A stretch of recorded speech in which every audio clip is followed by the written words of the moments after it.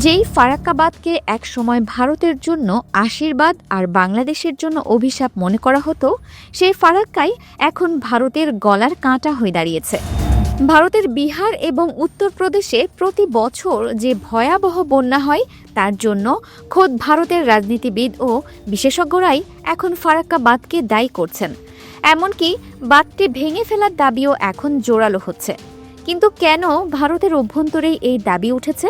আর যদি সত্যিই ফারাক্কা বাঁধ ভেঙে ফেলা হয়, তবে বাংলাদেশের ভাগ্যে কি জুটবে? এক ঐতিহাসিক ভুল। ১৯৭৫ সালে ভারত যখন গঙ্গা নদীর উপর ফারাক্কা বাঁধ চালু করে, তখন তাদের মূল উদ্দেশ্য ছিল কলকাতা বন্দরের নব্যতা রক্ষা করা। কিন্তু প্রায় ৫ দশক পর দেখা যাচ্ছে এই বাঁধ কলকাতা বন্দরকে খুব একটা লাভবান করতে পারেনি, বরং ভারতের উজানের রাজ্যগুলোতে ডেকে এনেছে মহাবিপর্যয়। ভারতের অভ্যন্তরেই কেন এই ক্ষোভ? ফারাক্কা বাঁধের কারণে গঙ্গার উজানে, বিশেষ করে বিহার ও উত্তরপ্রদেশে পলি জমে নদীর তলদেশ ভরাট হয়ে যাচ্ছে। এর ফলে বর্ষাকালে গঙ্গা অতিরিক্ত পানি ধারণ করতে পারে না এবং দুকুল ছাপিয়ে ভয়াবহ বন্যার সৃষ্টি করে। বিহারের মুখ্যমন্ত্রী নীতীশ কুমার দীর্ঘদিন ধরে ফারাক্কা বাঁধের বিরুদ্ধে সরব। ২০১৬ সালে তিনি প্রধানমন্ত্রী নরেন্দ্র মোদীর কাছে ফারাক্কা বাঁধ অপসারণের দাবি জানিয়েছিলেন। তার মতে, প্রতি বছর বিহারে যে বন্যা হয় এবং হাজার হাজার কোটি টাকার ক্ষতি হয়, তার মূল কারণ এই বাঁধ। তিনি স্পষ্ট বলেছেন, ফারাক্কা বাঁধের কারণে গঙ্গায় পলি জমছে এবং এর ফলে বিহারে বন্যা পরিস্থিতি নিয়ন্ত্রণের বাইরে চলে যাচ্ছে। সেন্ট্রাল ওয়াটার কমিশনের এক রিপোর্টেও উঠে এসেছে যে ফারাক্কা বাঁধের কারণে উজান থেকে আসা পলি স্বাভাবিকভাবে প্রবাহিত হতে পারছে না, ফলে নদীর নাব্যতা কমে যাচ্ছে এবং বন্যার ঝুঁকি বাড়ছে। বিহারের প্রকৌশলীরাও দাবি করেছেন এই বাঁধের উপযোগিতা শেষ হয়ে গেছে এবং এটি এখন কেবল ধ্বংসই ডেকে আনছে। ফারাক্কা বাঁধের কারণে শুধু বন্যাই নয়, পরিবেশগত বিপর্যয়ও দেখা দিচ্ছে।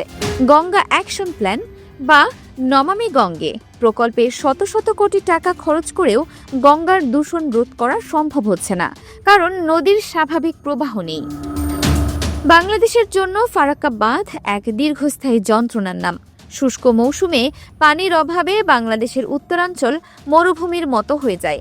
আবার বর্ষায় ভারত অতিরিক্ত পানি ছেড়ে দিলে বন্যায় প্লাবিত হয় বিস্তীর্ণ এলাকা।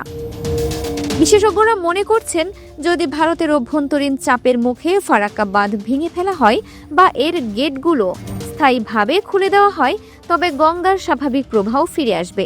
এতে বাংলাদেশ শুষ্ক মৌসুমে পর্যাপ্ত পানি পাবে এবং বর্ষায় আকস্মিক বন্যার ঝুঁকি কমবে। এটি বাংলাদেশের কৃষি, পরিবেশ এবং অর্থনীতির জন্য এক বিশাল আশীর্বাদ হতে পারে। গঙ্গা চুক্তি ২০২৬ সালে বাংলাদেশ ও ভারতের মধ্যে ৩০ বছর মেয়াদী গঙ্গা পানি বন্টন চুক্তির মেয়াদ শেষ হবে।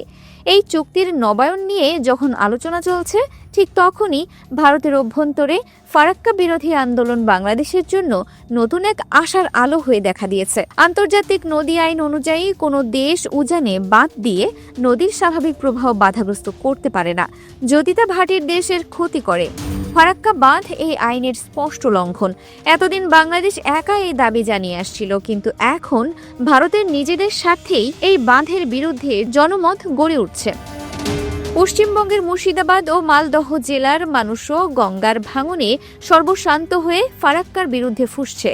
ফারাক্কা বাঁধ এখন আর শুধু ভারত বাংলাদেশের দ্বিপাক্ষিক সমস্যা নয়, এটি ভারতের অভ্যন্তরীণ রাজনীতিরও এক বড় ইস্যু।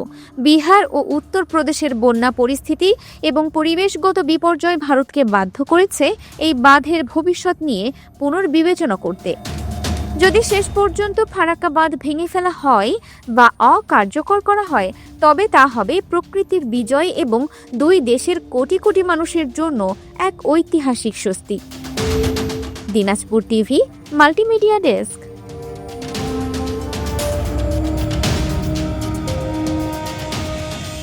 দিনাজপুর টিভি, মানুষের জীবনের কথা বলে।